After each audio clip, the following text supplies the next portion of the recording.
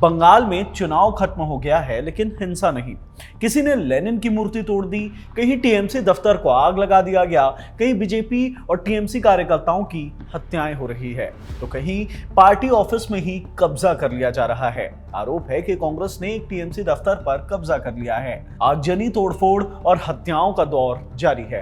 कार्यकर्ता एक दूसरे से लड़ रहे हैं। चुनाव आयोग के सख्त निर्देश के बावजूद इस पर लगाम कसना मुश्किल हो रहा है। वहीं दूसरी तरफ ममता बनर्जी ने मुख्यमंत्री पद से इस्तीफा देने से भी इनकार कर दिया है। विस्तार से जानते हैं चुनाव के बाद बंगाल में आखिरकार चल क्या रहा है। सबसे बुरे हालात हैं आसनसोल, कोलकाता, बीरभूम और न्यू टाउन जैसे इलाकों में। 4 तारीख को रिजल्ट आए। 5 तारीख को भड़की हिंसा में बीजेपी और टीएमसी के एक कार्यकर्ता की मौत हो गई। न्यू टाउन इलाके में बीजेपी अपना विजय जुलूस निकाल रही थी। इस दौरान झड़प हो गई और एक बीजेपी कार्यकर्ता मारा गया। वहीं बीरभूम के नानून इलाके में एक टीएमसी कार्यकर्ता अबीर शेख की हत्या कर दी गई। टीएमसी कार्यकर्ताओं का आरोप है कि यह हत्या बीजेपी कार्यकर्ताओं ने की है। इसके अलावा पूरे बंगाल में अलग अलग जगहों पर टीएमसी दफ्तरों को टारगेट किए जाने की खबरें, वीडियो और फोटो सामने आ रहे हैं। 4 मई को काउंटिंग वाले दिन ही एक टीएमसी दफ्तर में आग लगा दिया गया था। उसके बाद आसनसोल के कोर्ट मोड़ इलाके में टीएमसी पार्षद मौसमी बोस के दफ्तर को देर रात आग लगा दिया गया।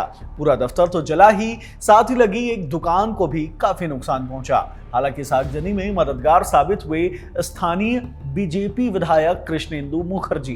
बीजेपी विधायक ने पुलिस को और फायर ब्रिगेड को सूचना दी और आग पर काबू पाने में मदद की। कोलकाता के कस्बा इलाके में रूबी क्रॉसिंग पर मौजूद टीएमसी दफ्तर पर बीजेपी का झंडा पकड़े भीड़ ने अटैक कर दिया था और जमकर तोड़फोड़ भी की गई। कोलकाता के टॉलीगंज में टीएमसी दफ्तर में भी यही हाल हुआ। टीएमसी नेताओं के दफ्तर में तोड़फोड़ की गई। सिलीगुड़ी में भी टीएमसी दफ्तर को आग के हवाले कर दिया गया। हिंसा को लेकर राजनीतिक आरोप प्रत्यारोप भी होने लगे हैं। टीएमसी सांसद सगारिका घोष ने आरोप लगाया है कि बीजेपी चुनाव जीतने के बाद सरेआम गुंडागर्दी पर उतर आई है। हमारे प्रत्याशियों और कार्यकर्ताओं पर जानलेवा हमले हो रहे हैं। बीजेपी ने इस पर पलटवार किया। सीनियर बीजेपी नेता राहुल सिन्हा ने सारे आरोपों को खारिज करते हुए कहा कि तोड़फोड़ में किसी बीजेपी कार्यकर्ता का हाथ नहीं है। ये सब कुछ टीएमसी की अंदरूनी गुटबाजी का नतीजा है।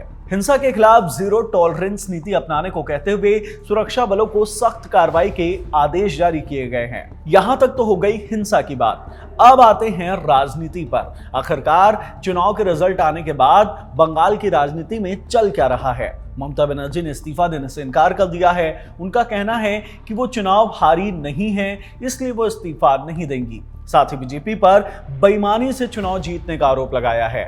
चुनाव आयोग को मुख्य विलन बता रही हैं ममता। ऐसे में सवाल उठता है कि अगर चुनाव हारा मुख्यमंत्री इस्तीफा नहीं देता, यानी कि अगर ममता इस्तीफा नहीं देती, तो इस सिचुएशन में संविधान कहता क्या है। संविधान का अनुच्छेद 164 राज्य के मंत्रिपरिषद के गठन और इसमें राज्यपाल की शक्तियों से जुड़ा हुआ है।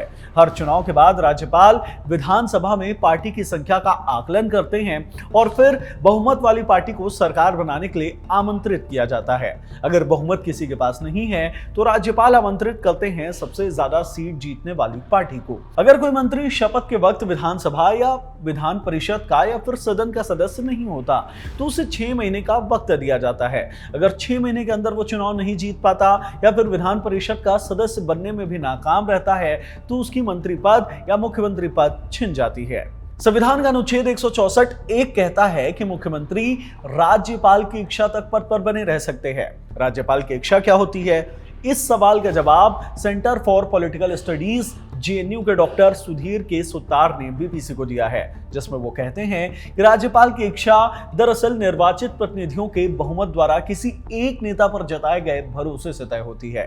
हर चुनाव के बाद राज्यपाल विधानसभा में दलों की संख्या का आकलन करते हैं और बहुमत वाली पार्टी को सरकार बनाने के लिए आमंत्रित करते हैं। सवाल यह है कि अगर मौजूदा मुख्यमंत्री इस्तीफा नहीं देते हैं तब क्या होता है। डॉक्टर सुधीर बीबीसी हिंदी को बताते हैं कि अगर मौजूदा मुख्यमंत्री इस्तीफा नहीं देते हैं तो राज्यपाल अपने अधिकार का इस्तेमाल करते हुए मंत्रिपरिषद को बर्खास्त कर सकते हैं, जिसका हिस्सा मुख्यमंत्री भी होते हैं। इसके अलावा संविधान का अनुच्छेद 172 विधानसभा और विधान परिषद के कार्यकाल से जुड़ा हुआ है। इसके मुताबिक उस विधानसभा का कार्यकाल पहली बैठक की तारीख से 5 साल तक का होता है। 5 साल पूरा होते ही खुद ब खुद विधानसभा भंग हो जाती है।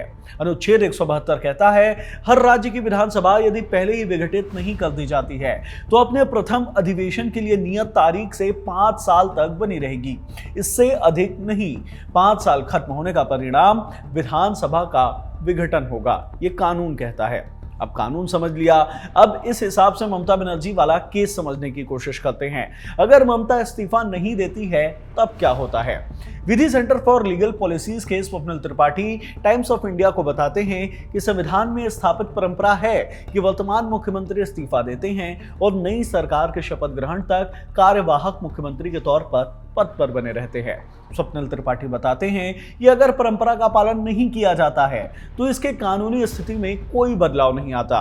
राज्यपाल अपनी इच्छा वापस ले सकते हैं, नई विधानसभा में बहुमत प्राप्त नेता को आमंत्रित कर सकते हैं। इसलिए इस्तीफा देने से इनकार करना कानून से अधिक राजनीति का मामला है।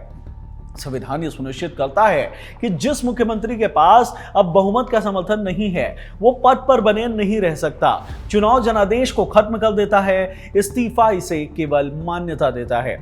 लोकसभा के पूर्व महासचिव पीडीटी आचार्य इंडिया टुडे से कहते हैं कि फिलहाल ऐसा कुछ नहीं है जो ममता बनर्जी को पद पर बने रहने की अनुमति देता हो। अगर वो इस्तीफा नहीं भी देती हैं तब भी इससे कोई फर्क नहीं पड़ता। राज्यपाल उनसे अगले मुख्यमंत्री के शपथ लेने तक पद पर बने रहने को कहेंगे ही या कह सकते हैं, लेकिन संवैधानिक प्रावधान कहता है कि कोई भी सरकार 5 साल से अधिक जारी नहीं रह सकती। इसका मतलब यह है कि अगर ममता आज इस्तीफा दे भी देती हैं तब भी राज्यपाल उनसे नए मुख्यमंत्री के शपथ लेने तक पद पर बने रहने को कहेंगे। तकनीकी रूप से उन्हें इस्तीफा देने की जरूरत है ही नहीं। वो भारत के संविधान के प्रावधानों के तहत केवल मौजूदा विधानसभा के कार्यकाल तक ही मुख्यमंत्री रह सकती हैं। उस तारीख के बाद वो स्वतः मुख्यमंत्री नहीं रह जाएंगी। इस वीडियो में इतना ही। धन्यवाद।